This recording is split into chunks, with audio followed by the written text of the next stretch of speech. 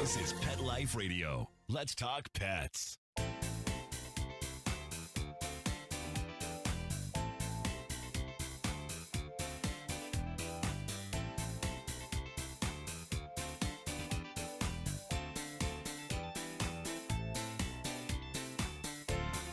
Welcome to Covered in Pet Hair, a boozy web show for pet lovers on Pet Life Radio. I'm your host, Isabel and today I have the pleasure of having a drink and a chat with the first groomer that's ever been on this show. I'll tell you all about her and introduce you as soon as we come back from these messages from our sponsors. Welcome back to Covered in Pet Hair. I'm your host, Isabel and today I have the pleasure of having a drink with a pet parent, a cat and dog person, a cocktail connoisseur, coffee lover, adventure seeker, and road tripper. A Texan born and raised, mom to Maya and Grant, dogma to Ripple and Echo, cat ma to Zach and Kale, bearded dragon ma to Soup and Flapjack. The first dog groomer and salon manager to be on Covered in Pet Hair, Brigette Cox. Welcome, Brigette. Hey. I'm so excited to have you on the show.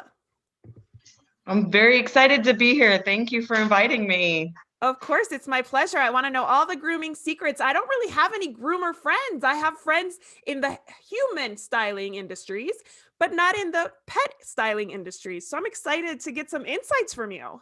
We're very much the same type of people, just very different ways of handling things. Well, yeah, your clients are a little different, right? I don't know of many hairstylists that dodge teeth. So. True. Very true. Before I go any further, anybody participating in our drinking game tonight, anytime you hear this word, make sure you take a drink, but be 21 and over before you imbibe, and never drink and drive. Always drink responsibly. All right. So what are you drinking tonight, Brigette? Tonight, I am having a jalapeno infused tequila with the Trader Joe's sparkling limeade and a twist of fresh lime. That is so nice.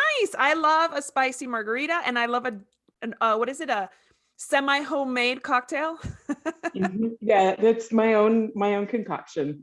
I love it. You're going to have to share the recipe with me so that I can share it with our listeners and our viewers. I'm happy to do so. Awesome. Perfect. All right. Well, I'm having, because it's Valentine's Day right around the corner and I'm in my Valentine's Day sweater, I'm having a Cupid cocktail, just to keep it on theme, I guess. It is bourbon and triple sec with a simple syrup made with blackberries and champagne. So cheers to you for being on the show and for being the first groomer, because that is exciting I think for me and for all of our viewers and listeners.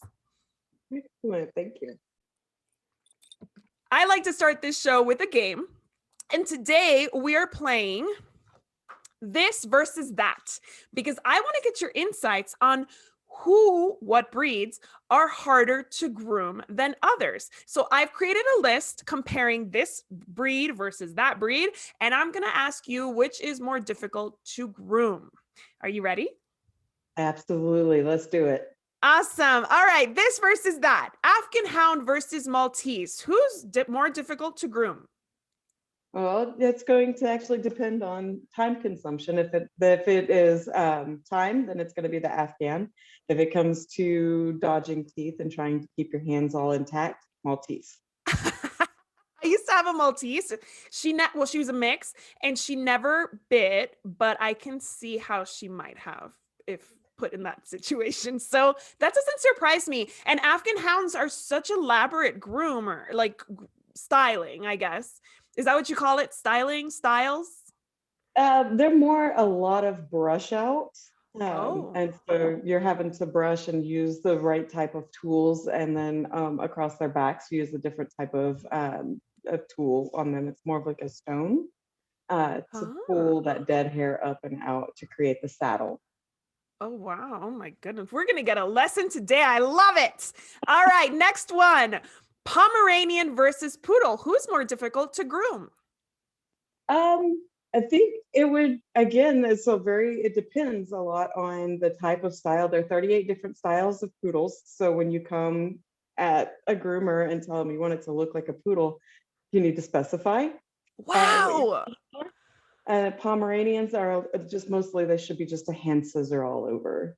So. Oh, nice. I have a Pomeranian mix that just got groomed yesterday, and they did a very nice job. But I mean, I think I'm a pretty easy client because I was like, not too short and just clean the booty area, please. That's always my main concern. All right, next one. Shih Tzu versus Chihuahua. Who is harder to groom? Surprisingly, probably your Chihuahua. Especially when it comes to nails. When it comes to the actual grooming, they're pretty much a wash and wear. Right. So you're just gonna wash them and go. But when it comes to those nails, your Chihuahua is gonna put up a much bigger fight. Interesting. Yeah, not surprising at all, actually. All right, next one. A curly-coated retriever versus a wire fox terrier. Who is harder to groom? Anything in the terrier group is going to be a little more difficult to handle. They also like to use their mouths for everything. All right, next, long-haired Doxy versus a Cavalier King Charles. Who is more difficult to groom? Well, I'm going to tell you right now, they're both going to be really difficult because all you're going to want to do is cuddle with those two.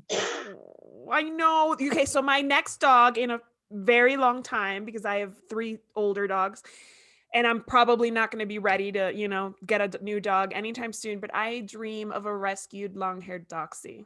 I really do. Aww. One day, I'm putting it out to the universe. They're so sweet. Right? Well, when you put it out to the universe, just be ready because sometimes the universe answers faster than you expect. So. You are so right. Oh my goodness. Universe, I want a long-haired Doxy in 10 years. Just there you go. Thank you for the reminder. You are so right. All right, next one. Bernese Mountain Dog versus a Chinese Crested. Who is more difficult to groom? It's definitely time consumption again, your Bernese Mountain Dog. The Chinese Crested, they do have their own specifications. As long as you know what you're doing, they're pretty quick and easy though. So if anybody doesn't know what a Chinese Crested is, do you want to describe it? Typically, your Chinese Crested is going to be a mostly hairless breed. They do tend to have a little bit of hair on their head, their tail, and then they'll have puffs on their legs. And then they have these weird wires that grow out that you usually have to shave down to the skin, but the skin care is going to be the most important thing. There is also a powder puff Chinese Crested, and they are fully haired.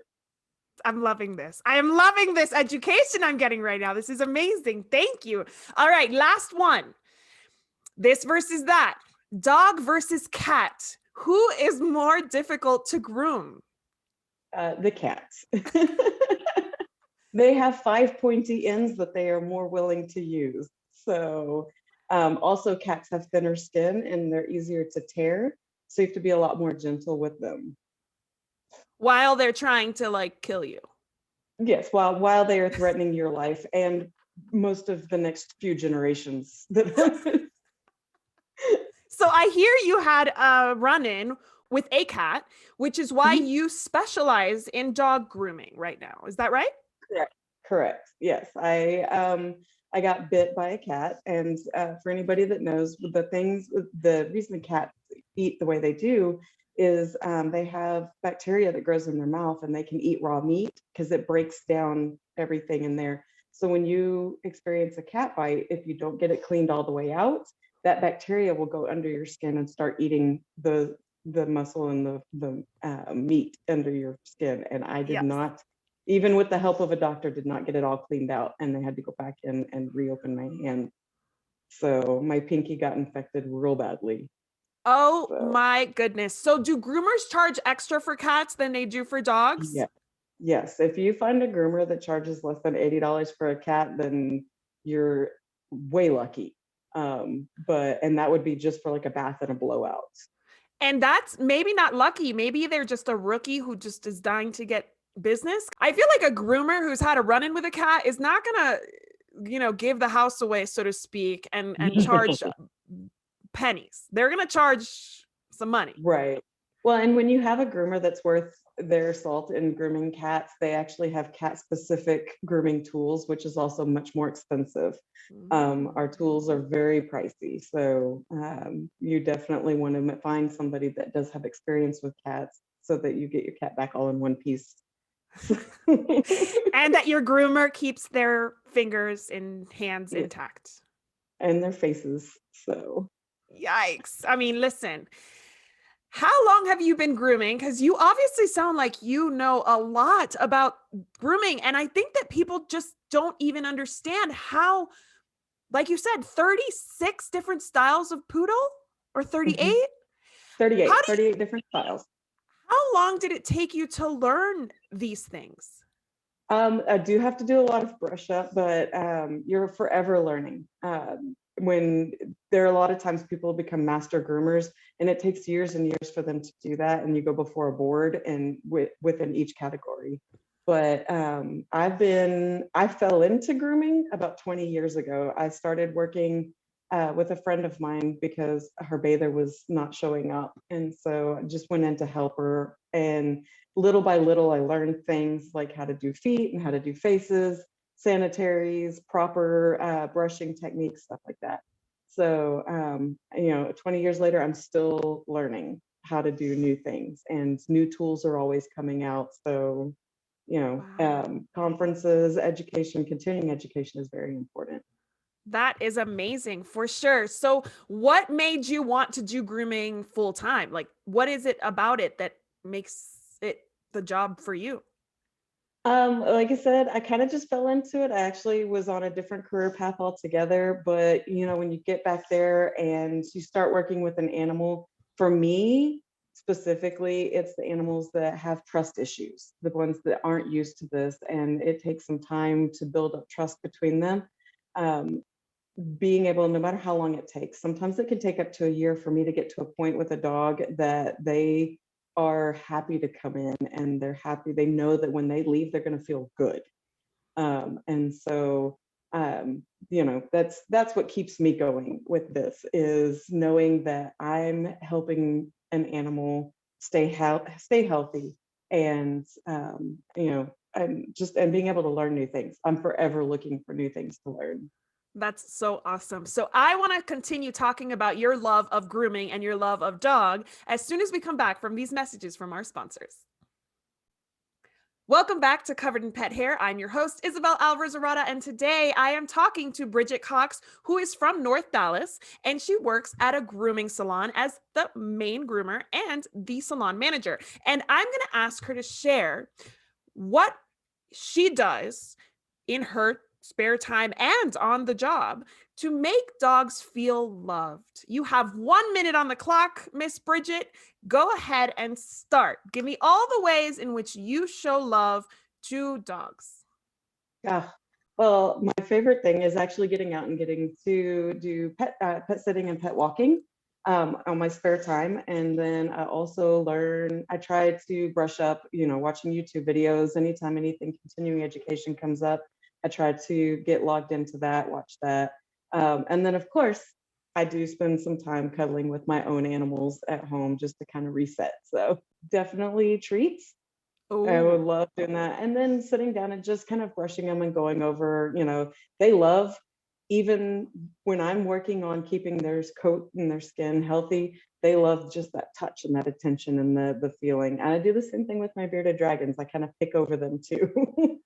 oh, wow, that's awesome. Okay. Well, we're going to have to do another show completely on bearded dragons because this is a show about pets, and even pets without hair are up for discussion. So we'll put a pin in that. But I want to know truly what it is that pet parents don't know about taking their dogs to the groomer, and what you'd want them to know before coming to your salon. One of the things that I really have to discuss with pet parents is, I know that a lot of people worry about their dog having separation anxiety from them. Um, but going back with your dog creates a lot more anxiety for them. Then they not only are in a new situation with new sounds and new smells, but now they also have to protect their pack, and you are their pack.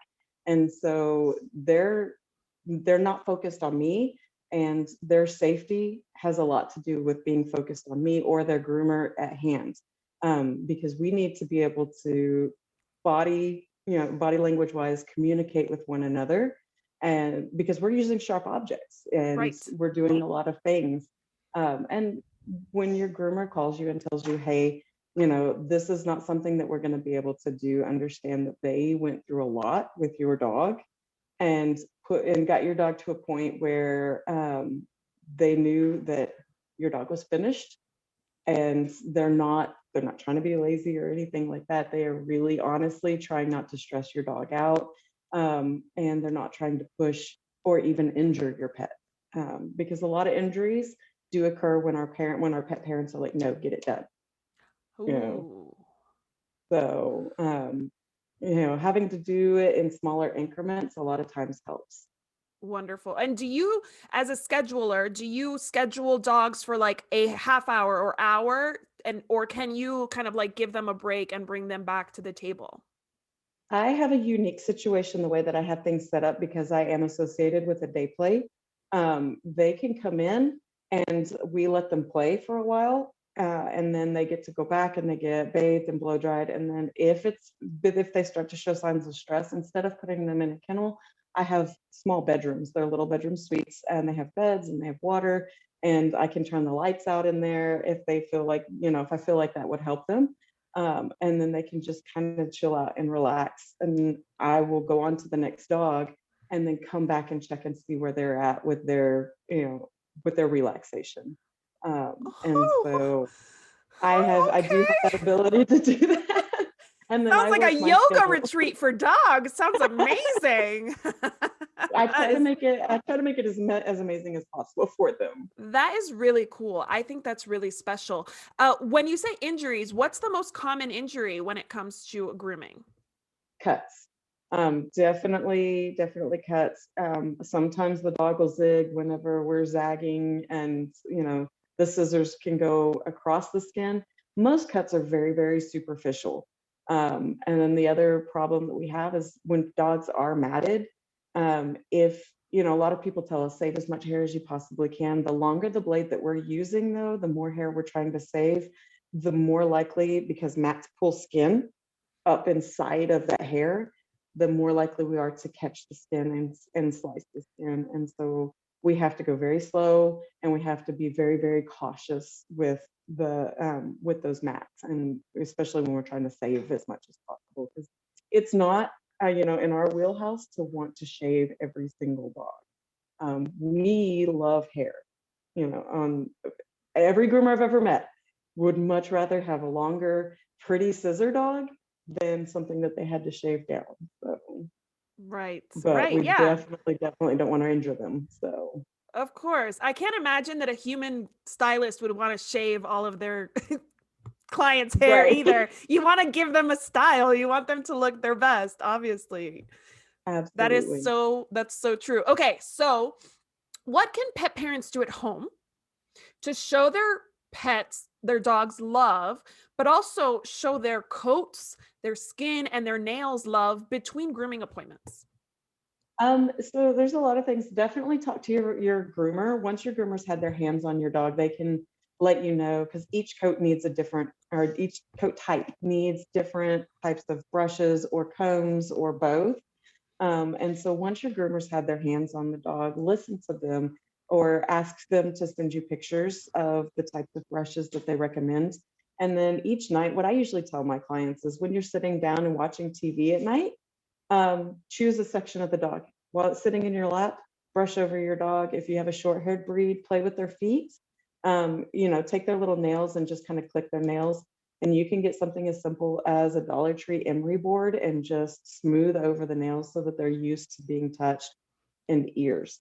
Mess with their ears, because dogs get real touchy about that too. Is it really important for people to be cleaning their dog's ears at home, or is that something that's better left to a professional?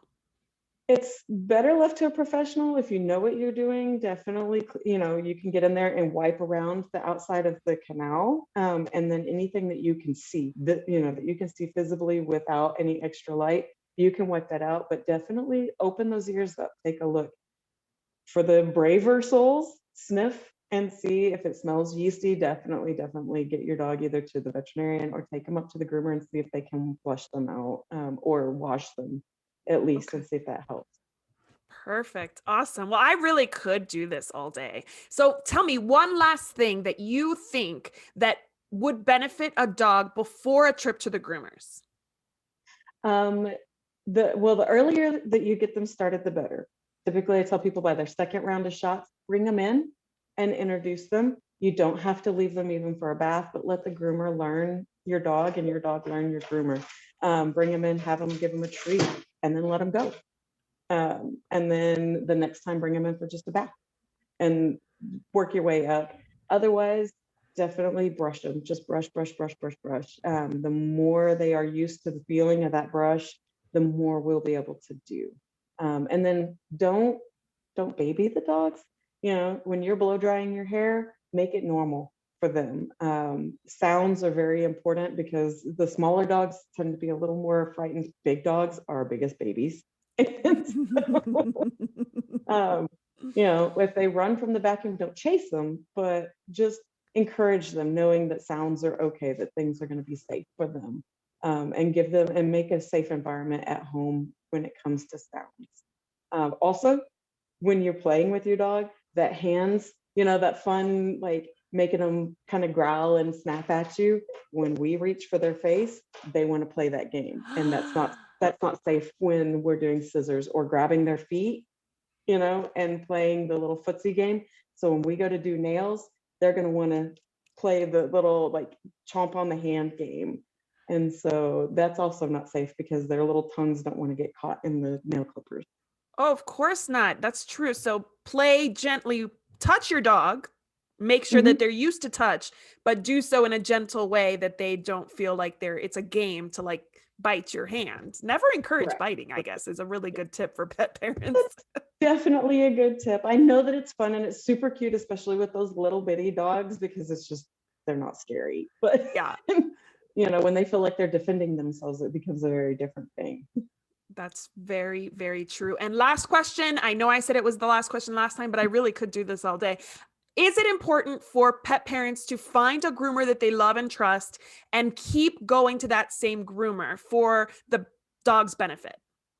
Absolutely. One of the things that your groomer, you know, trust is the biggest thing. If you go to a groomer and you don't feel comfortable, then definitely try somebody else.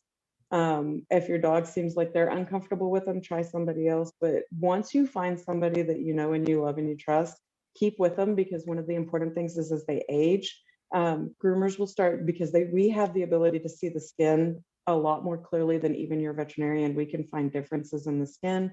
So we can catch on to allergies, or I've accidentally caught cancer a few times on dogs, and then, or infections, anything unusual. And a lot of times once your groomer knows the personality of your dog, they can say, hey, your dog's not acting quite right today. This is what I saw. Keep an eye on your dog. And then from there, you know, we can catch the early symptoms of seizures or behavior changes, showing like anything is as bad as even poisoning, you know, because some dogs will get into stuff and it'll be slow poison. And so, you know, we can have you on the lookout instead of you coming home and your dog very, very ill, which gets very expensive. Right. Of course. Of course. Okay. So to color your dog's hair for Valentine's Day, yay or nay? Absolutely. My own dog is hot pink right now. Just make sure that it is definitely it's definitely a dog safe. Opaz is the best dog. Actually, we have a pet to see. My little Muppet, but Opaz is the best pet safe. But make sure that your groomer's using pet safe, and she's usually a lot more talkative. But oh my gosh, she's so cute. What's her name? This is Echo. Our first dog is Ripple, because she's got a weird ripple of hair. And since when we got her, she was our second one. And since she was the second dog to come in and we already had a reactive word, we figured Echo was like the best thing to go with it. Oh, so cute. I love her. She's adorable. What's her breed? She is Yorkie and Poodle mix. She's actually a rescue. So the Oak Hill Animal Rescue found her and saved her little life. So, and she's just fit right in. She loves you so much. You can tell. Look at her. Yes. She would stay here all day. So, well, while she gives you kisses, why don't you tell our viewers and listeners how they can reach out to you if they're in the North Dallas area? absolutely. I'm at Classy Canine Daycare, and you can reach us either at classycaninedaycare.com, which is all spelled out, or the phone number is 972-931-3000. Okay, so how close are you to Plano? I'm actually very close. I'm right across the George Bush toll road from Plano. So I'm about 6 blocks down from being in Plano. I'm 4 blocks from being in Addison. I'm about 2 blocks from being in the Richardson area. Oh my goodness. So I have a little cousin, a canine cousin named Sophie, who is I'm going to refer to you because they just moved to Dallas and I don't know if they have a groomer, but you are so good and I'm so impressed and I love your energy. And obviously Echo is giving you an excellent reference right now. So I'm going to make sure that they have your contact information. I just want to thank you for taking your time to be with me today and share your love of dog with me. Here's to you and your family. Cheers. Cheers. And to our executive producer, Mark Winter, for making this show possible, and to our viewers and our listeners, thanks for spending your time with us. Here's to a life covered in pet hair, because there's no better way to live. Cheers. Absolutely. Cheers. Yay. To learn more about Covered in Pet Hair, please visit coveredinpethair.com or petliferadio.com. We'll see you next time.